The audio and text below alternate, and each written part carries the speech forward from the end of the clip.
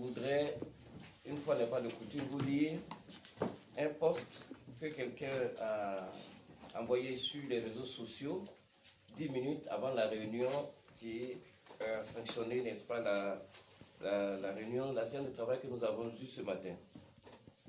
M. Boyi-Mak de l'Observatoire démocratique en Côte d'Ivoire a écrit ceci: c'est gâté en Afrique du Sud.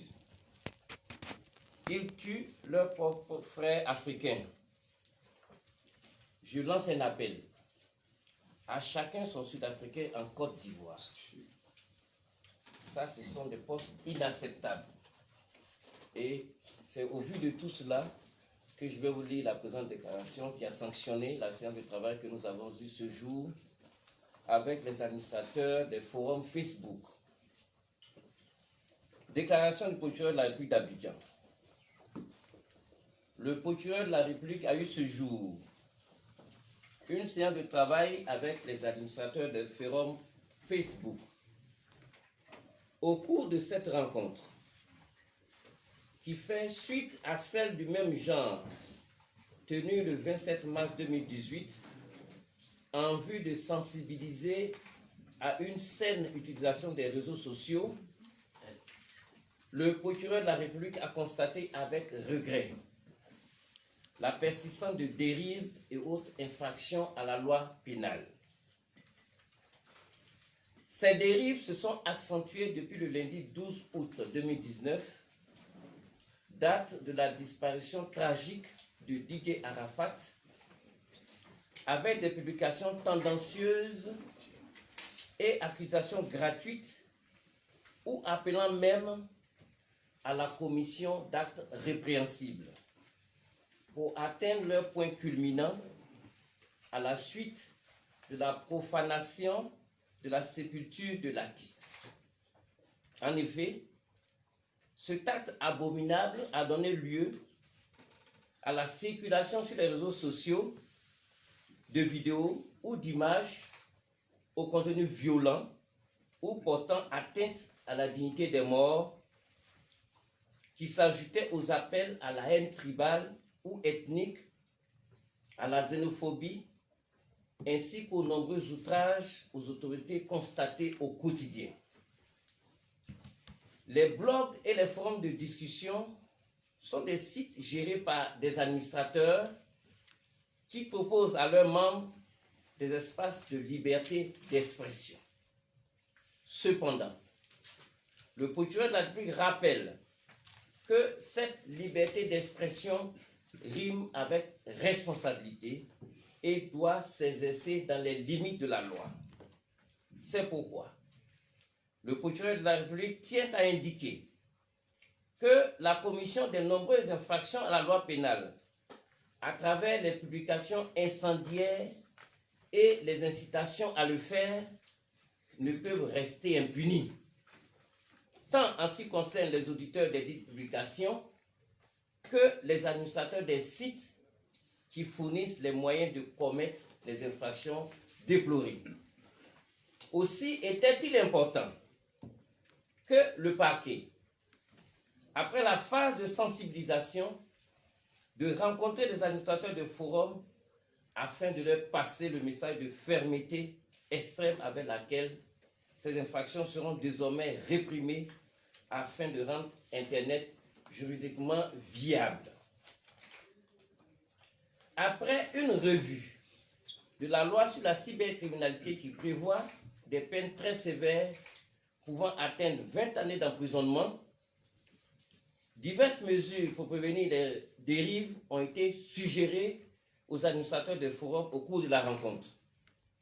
Elles s'articulent autour de l'identification complète des membres, la traque et la radiation des cyberdélinquants, la dénonciation aux autorités de poursuite, l'élaboration d'une charte d'utilisation à faire signer et respectée par les membres, et enfin, la désignation de modérateurs chargés de surveiller le contenu des messages et de supprimer ou d'interdire les messages non conformes à la charte et à la loi. Je vous remercie. Fait à Abidjan le 4 septembre 2019.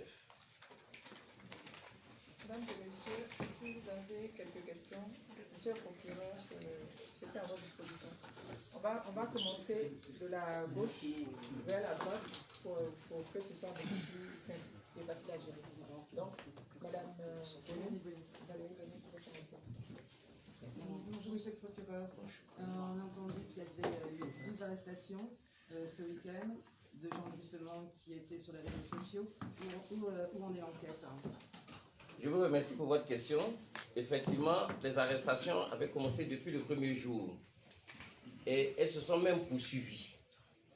Et depuis ce matin, nous avons eu des personnes, les premières interpellées, qui ont été déférées. Une information judiciaire a été ouverte contre ces personnes. Vous avez vu également que la police a lancé un appel à témoins en indiquant que certaines personnes, qui d'ailleurs avaient déjà été filmées sur les réseaux sociaux, donc un appel avait été lancé à témoins pour qu'on puisse les retrouver.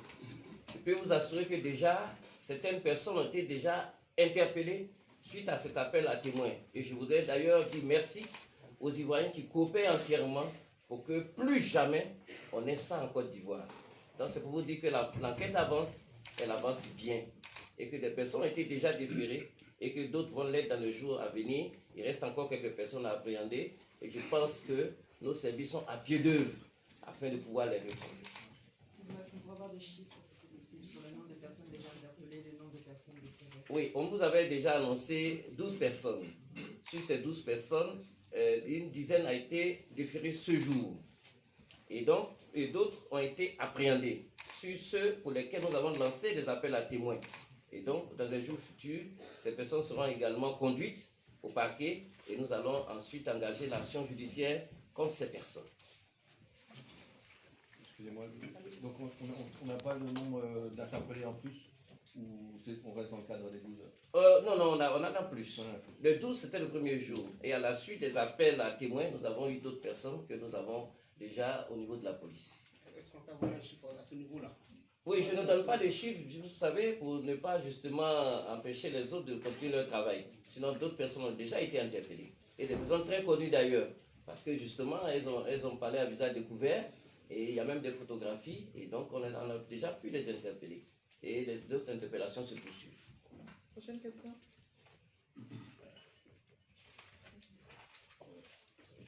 Bonjour, monsieur le procureur. Je vais changer un peu de sujet. D'accord. Comme le sorti d'un sujet qui a été balisé. Non, comme on parle d'enquête, comment évolue l'enquête par rapport au jeune homme qui a été assassiné par les membres du Fougon? Parce que là, jusqu'à là, il n'y a pas de communication. Est-ce qu'il y a des interpellations? Oui, je voudrais vous indiquer que je suis le procureur de la République près du tribunal d'Abidjan. Il y a un procureur de la République près du tribunal de Yopougon qui suit cette enquête et qui bientôt, je suis sûr, vous en donnera des nouvelles. Donc ça, c'est de son ressort. Bonsoir, monsieur le procureur, je suis Cyprien Kwasi d'Abidjan.net. Alors, tout à l'heure, dans vos propos liminaires, vous venez de dire que vous avez rencontré les différents administrateurs des réseaux sociaux. Est-ce que désormais en Côte d'Ivoire, la personne qui va s'amuser à faire une publication virulente sera arrêtée et mise en prison? Ah oui, c'est bien le propos. Non seulement, et c'était le cas déjà à l'époque, tous ceux qui avaient fait des publications téméraires, contraires à la loi, ont déjà été interpellés. Plusieurs ont été condamnés. Avant-hier, on a condamné des personnes qui avaient fait des publications au niveau de la sépulture, enfin, avant l'enterrement de Didier Arafat, ont écopé de 24 mois d'emprisonnement ferme et d'1 million de francs d'amende. Mais d'autres personnes qui avaient appelé à la haine, à ce qu'on tue des enfants, des gendarmes, des policiers, toutes ces personnes ont déjà été interpellées. Elles sont déjà écopées de peine d'emprisonnement. Mais ce que nous n'avions pas encore fait jusqu'à aujourd'hui, c'était de déclarer la responsabilité pénale des administrateurs de ces sites. Parce que je voulais indiquer dans le communiqué également que l'année dernière déjà, en mars 2018, nous avons tenu une première réunion avec les administrateurs. Plusieurs obligations pèsent sur les administrateurs. Parce que vous savez, être administrateur, c'est pas forcé comme le dit l'autre. Vous créez un site que vous mettez à la disposition d'autrui. Mais des obligations pèsent sur vous. Vous devez surveiller tout ce qui va être publié parce que vous en êtes responsable, au moins pénalement. Et donc aujourd'hui, le propos c'était d'attirer l'attention des administrateurs des sites sur le fait que, avec fermeté, nous allons également poursuivre ceux qui laissent des infractions pénales se perpétrer sur les pages. C'était ça l'objet. Dans votre propos liminaire, Est-ce que vous pouvez pardon, présenter il y a avec- plutôt de RFI. Dans votre propos liminaire, vous y avez référence à la revue de la législation sur la cybercriminalité avec des peines allant jusqu'à 20 ans de prison. Est-ce que vous pouvez nous en dire plus sur cette... Je vous remercie.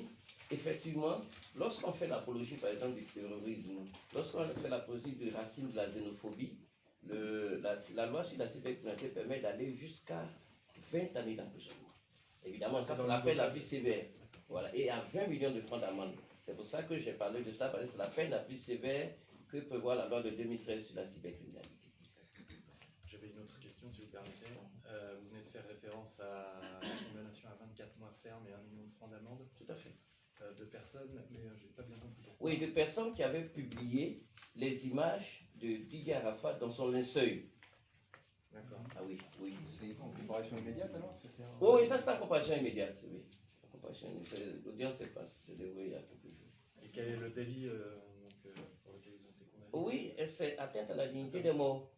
C'est la profanation aussi des morts. Ça, c'était avant l'enterrement. Hein. Oui, ça c'était avant l'enterrement, mais ils ont été condamnés lundi. Aujourd'hui c'est mardi. Donc c'est mercredi, donc c'était hier, avant-hier. Monsieur le procureur, Patrick Fort de l'agence France Presse.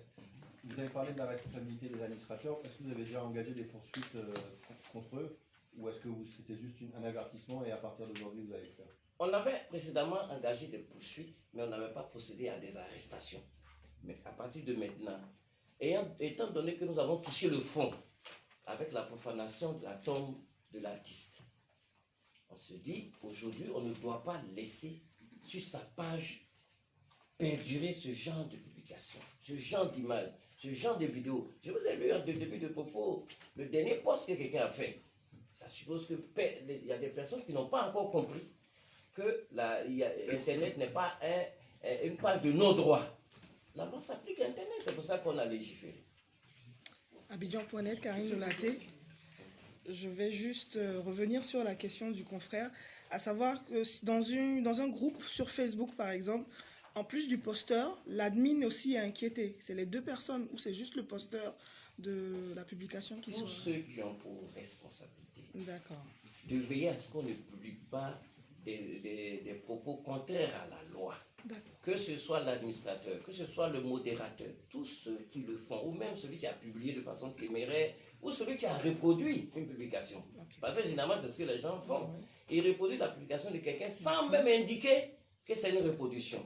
Encore que si la reproduction est pénalement représenté, la personne en cours des peines, mais si en plus la personne ne prend pas soin de dire que c'est une reproduction ou de citer sa source, elle est pénalement responsable des faits. Monsieur le procureur, s'il vous plaît. Herman Guivet, RTI1. Alors, cette publication a été relayée plusieurs fois par plusieurs internautes. Est-ce que vous êtes en mesure de pouvoir tous les identifier et de pouvoir tous les responsabiliser? La dernière publication dont je vous ai donné lecture? Oui. Je parle de la profanation de la tombe de Didier Arafat. Ah oui, mais c'est pour ça que les enquêtes sont un peu longues. Ah oui, tous ceux qui ont incité, je l'ai indiqué, tous ceux qui ont perpétré et tous ceux qui ont repris par la suite. Parce que le fait de publier des images d'un mort, même après son décès ou même après son enterrement, c'est une atteinte à la dignité humaine. Et ça va jusqu'à 5 années au moins d'emprisonnement. D'accord, une précision s'il vous plaît. Il y a des personnes qui vivent pas forcément en Côte d'Ivoire qui ont aussi relayé la vidéo. Est-ce que ces personnes-là sont touchées par... Ah, bien sûr. Aujourd'hui, vous savez que les frontières, être dans un autre État, ce n'est pas une cause d'immunité. Sauf si la personne a la nationalité du pays où il réside. Mais même là encore, il y a la coopération judiciaire internationale. Mais si la personne est encore ivoirienne, c'est encore plus simple. Hein, parce qu'on peut demander son extradition. Parce que le tout n'est pas de rester en un endroit pour jeter le feu dans un autre. Ah non, c'est une question de responsabilité, comme je l'ai indiqué. Et à partir de maintenant, vous le verrez passer. Tous ceux qui vont faire des publications incendiaires, ils vont répondre devant la loi. Franck Kofi, Opéra News. Dans vos propos, vous avez parlé de sensibilisation des administrateurs des sites internet. Vous n'avez pas parlé de sensibilisation des internautes, la masse de la population. Qu'en est-il à ce niveau-là? Oui, vous savez que ce sont les administrateurs qui sont en contact avec leurs membres. Mais la sensibilisation, ce n'est pas maintenant seulement que ça se fait. Depuis qu'on a constaté les dérives, le parquet a eu plusieurs réunions. On a même passé à des émissions de télé, notamment Matin Bonheur. On a eu différents forums de formation à Bassam, un peu partout. Et la loi, elle a été votée depuis 2013. Elle a été publiée. À partir de ce moment-là, l'adage dit « Nul n'est censé ignorer la loi ». Et puis, quand vous voyez certaines publications, comme celle que je vous ai lue tout à l'heure avant de commencer, est-ce qu'on a besoin de connaître la loi pour savoir qu'en le faisant, on va inciter au trouble, on va inciter au meurtre? Non, il faut qu'on arrête. Je crois que ce temps-là est passé. La loi existe depuis 2013 et ce ne sont pas les occasions de parler aux internautes qui ont manqué. Mais il y a des personnes qui pensent qu'il faut violer la loi, mais ces personnes vont se retrouver en travers de la loi et la loi va les capturer. Monsieur le cela m'amène à me poser cette question. Est-ce que c'est pas dit que c'est parce que c'est le code de Didier Arafat qui a cette version ou bien désormais tous ceux qui ont publié des images des accidents ou des images insupportables, tous ceux-là seront poursuivis? Vous m'offrez là l'occasion de dire que, et ça je l'ai indiqué dans mon propos liminaire, que depuis un moment, plusieurs personnes déjà ont écopé des sanctions pénales. Et puis, il ne fait plaisir à personne de voir certaines images insoutenables. Il y a une dame qui se fait appeler Lolo Beauté. Mais le discours qu'elle tient, avec les propos indécents, est-ce qu'on a besoin du code de Didier Arafat pour la réprimer? Je pense que non. Je dis que c'est une question de responsabilité. Et chacun, en publiant de façon téméraire, doit s'attendre aux conséquences pénales. C'est de ça qu'il s'agit. Ce n'est pas maintenant, ça commence. Il y a longtemps. Tous ceux qui publieront en respectant la loi va les accompagner.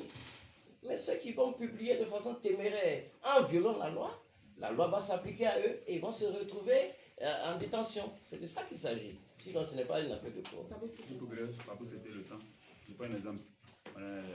En 2020, on n'a pas des élections. Oui. La CIG n'est pas encore réformée. Moi, je publie comme ça.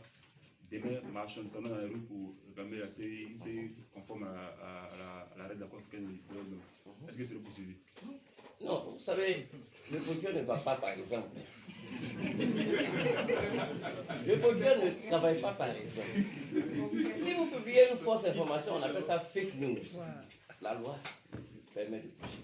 Si vous publiez des informations tendant à pousser les uns les autres, à créer du désordre, à troubler l'ordre public, à s'opposer, ou des messages tendant à la xénophobie, à la haine les uns contre les autres, ou à opposer les citoyens les uns contre les autres. Mais ça, vous savez que la loi va s'appliquer à vous. Mais ça, je ne parle pas d'exemple.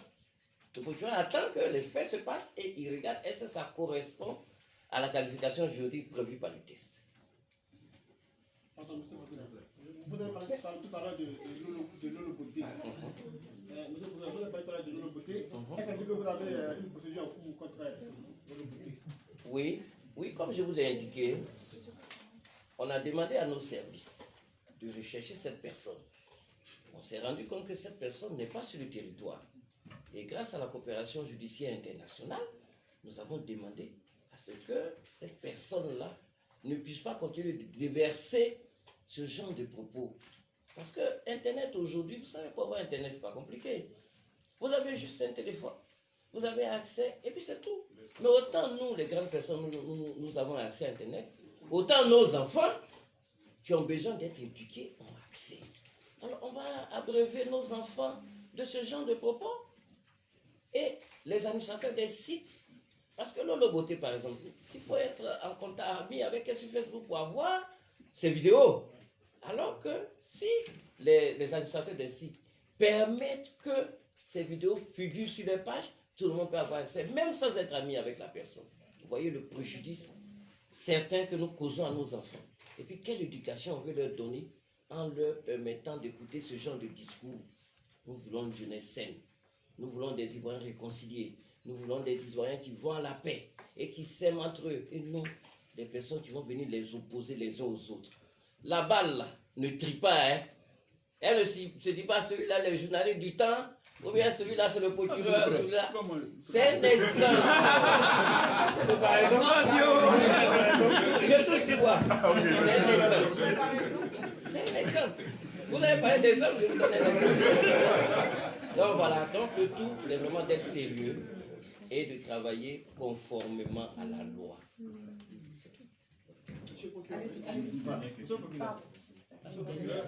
Il y a certaines personnes dont les comptes sont piratés pour servir de canal à ce genre de fausses informations et ce genre d'informations tendancieuses. À qui reviendra donc la preuve de montrer que le compte est piraté? À la justice ou au propriétaire du compte? Vous savez, tout à l'heure j'ai dit, il faut que les administrateurs identifient suffisamment leurs membres. Parce que c'est une adhésion libre. Mais il faut que celui sur le compte de qui on adhère là prenne soin de vérifier. Et ça, ces vérifications sont possibles. Pour avoir accès à une page, il faut au moins avoir Facebook. On sait que certaines personnes vont utiliser des avatars. Mais ça aussi, nous avons un service qui est la direction de l'informatique et des traces technologiques, la PLCC, qui vont vérifier tout cela. Donc, nous allons faire cet effort-là. Mais je dis que ça va nous demander du temps, mais on va trouver.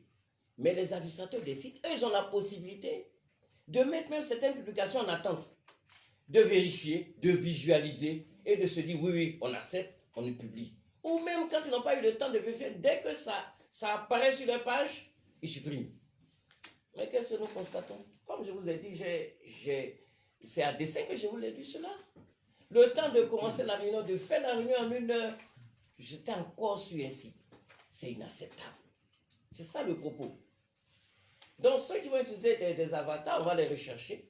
Ceux qui vont laisser figurer pendant longtemps des messages qui ne devraient même pas paraître une seule seconde, mais cela aussi, la loi va s'appliquer à eux.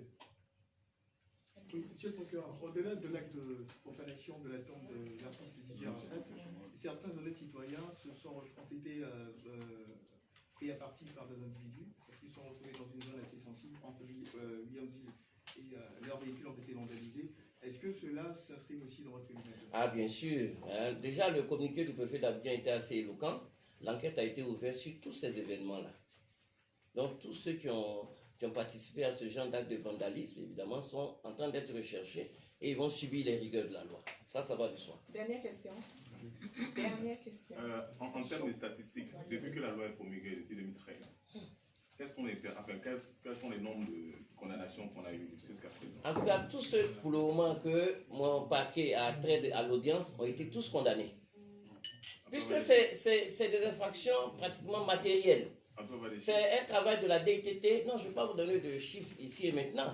Mais je dis c'est le technicien DITT qui recherche les personnes et qui nous dit, par exemple, quand on regarde les données informatiques, c'est telle personne qui a publié. Et généralement, les personnes sont toujours confondues à l'audience. Mesdames et messieurs, je vous remercie. Ainsi prend fin cette conférence. Merci de récupérer vos téléphones.